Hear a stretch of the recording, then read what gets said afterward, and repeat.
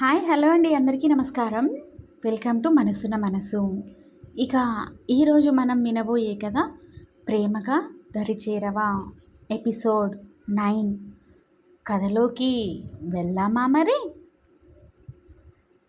అలా అయితే నువ్వు నాకు సహాయంగా మా ఇంటికి వస్తావా? చక్కగా ఇంట్లోనే ఉండవచ్చు. నీకు ఒక రూమ్ కూడా ఇస్తాను. చక్కగా నాకు అన్ని పనుల్లోనూ సహాయం చెయ్యి. నీకు నెల తిరిగేసరికి 15,000 ఇస్తాను. అదీ కాకుండా నీ తమ్ముడి బాధ్యతను నేనే చూసుకుంటాను. అలాగే మీ నానమ్మకి ఏదైనా అనారోగ్య సమస్య వచ్చినా నేనే ఖర్చు పెడతాను. ఏమంటావ్ అని అడిగింది మాలిని. హరితకి ఏం చెప్పాలో అర్థం కాక నేను మీ ఇంటికా అంటూ ఆలోచిస్తూ ఉంటుంది. సరేలే, నువ్వేమీ టెన్షన్ పడకు. రేపు మీ నానమ్మని తీసుకుని రా. నేను మీ నానమ్మతోటి మాట్లాడతాను, సరేనా అని అంటుంది మాలిని. హరిత తన తల ఊపుతూ లేచి నుంచుని తను తాగిన టీ గ్లాస్తో పాటు మాలిని తాగిన టీ గ్లాస్ కూడా తీసుకుని కిచెన్ వైపుగా నడిచింది.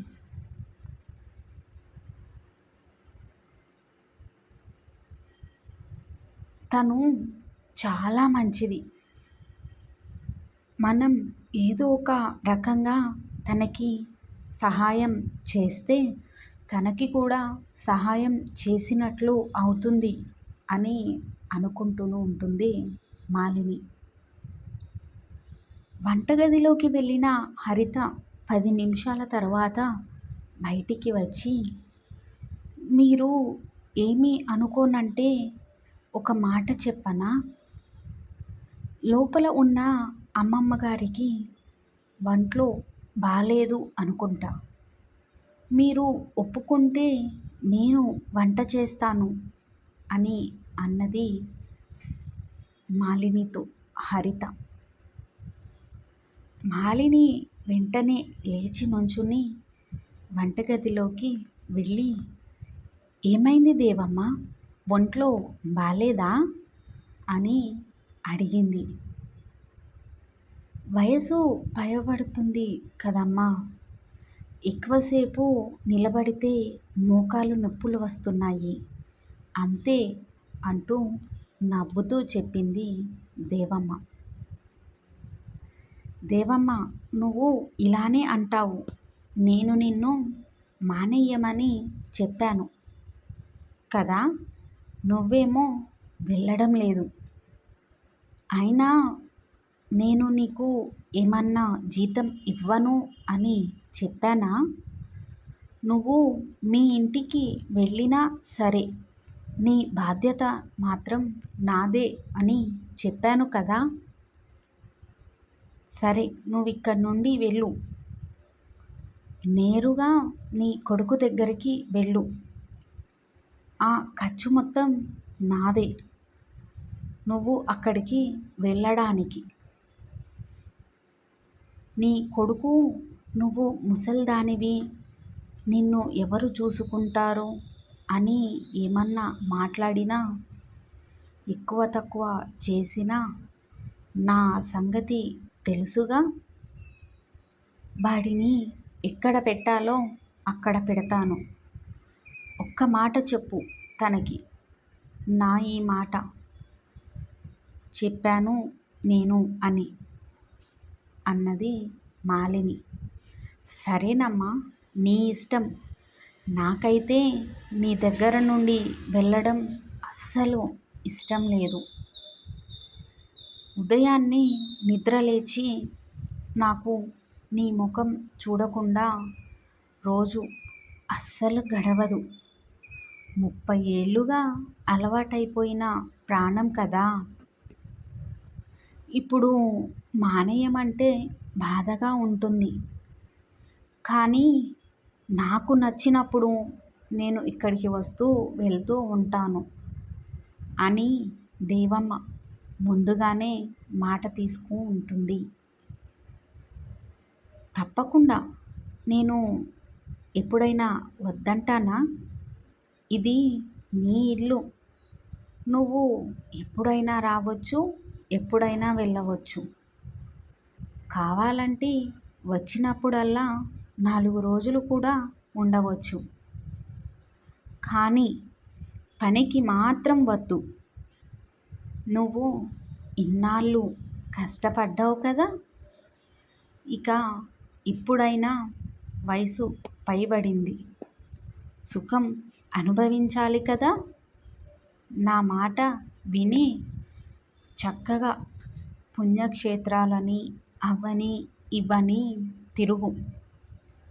నువ్వు ఎక్కడికి వెళ్ళాలనుకుంటున్నావో నాకు చెప్పు, నేను అక్కడికి టికెట్లు బుక్ చేస్తాను. నువ్వు హ్యాపీగా వెళ్ళి తిరిగిరా అంటుంది మాలిని. సరేనమ్మా, మనము ఇక్కడ నుండి ఇంటికి వెళ్ళిన తర్వాత ఒకరోజు నా కొడుకుని పిలిచి విషయం చెప్పి వెళ్తాను అని అన్నది దేవమ్మ. సరేలే, ముందు నువ్వు వెళ్ళి పడుకో, నేను వంట చేస్తాను. నాకు సహాయంగా హరిత ఉంది కదా, వెళ్ళు అని చెప్పడంతో దేవమ్మ మరో మాట మాట్లాడడానికి అవకాశం లేక అక్కడి నుండి వెళ్ళిపోతుంది. మాలిని తను కట్టుకున్న చీరను నడుముకు దోపుకుంటూ, ఏంటి హరిత, నన్ను చూసి అలా నవ్వుతున్నావు అని అడిగింది మాలిని. మీరు చాలా అంటే చాలా గొప్పవారు అని పూజారి బాబాయ్ చెప్పారు పొద్దుట మేము వచ్చేటప్పుడు. కానీ మీరేమో అందరితో ఇంత కలివిడిగా మాట్లాడుతూ ఉంటే నాకు చాలా ఆశ్చర్యంగా ఉంది. నేను మీలా ఉండే వ్యక్తులను ఇంతవరకు ఎవ్వరినీ చూడలేదు అని చిన్నగా చెప్పింది హరిత. నీకు ఒక విషయం తెలుసా హరిత? మనకి డబ్బు ఎంత ఉన్నది అన్నది కాదు ముఖ్యం, పలకరించే మనిషి ఉండాలి. నీకు ఒక విషయం తెలుసా? నేను నిద్ర లేచిన తరువాత నాకు ఏ రోజైనా అలసటగా ఉంటే నా భర్త కన్నా నా కొడుకు కన్నా ముందుగా ఆ దేవమ్మే నన్ను పలకరిస్తూ ఉంటుంది. నన్ను అమ్మలా చూసుకుంటుంది. అలాంటిది వాళ్ళు మనకి దగ్గర అవ్వాలి అంటే దానికి మన మాట తీరే కారణం. మనం వాళ్ళకి ఎంత ప్రేమను చూపిస్తామో వాళ్ళు మనకి తిరిగి అంతే ప్రేమని చూపిస్తారు. అలా అని నేను డబ్బు కూడా ఇంపార్టెంట్ కాదు అని చెప్పను. దాంతోపాటు మంచితనం కూడా చాలా అవసరం. ఆ రెండు బాగుంటేనే మనము బాగుంటాము. కేవలం డబ్బు ఉన్నంత మాత్రాన సరిపోదు. అలా అని కేవలం మంచితనం ఉన్నంత మాత్రాన సరిపోదు. ఆ రెండు కలగలిపి ఉన్న మనిషే అదృష్టవంతుడు. కష్టాలు అందరికీ ఉంటాయి, ఎప్పుడూ వస్తూనే ఉంటాయి, పోతూ ఉంటాయి. కానీ నేను ఆ రెండిటి కలయిక.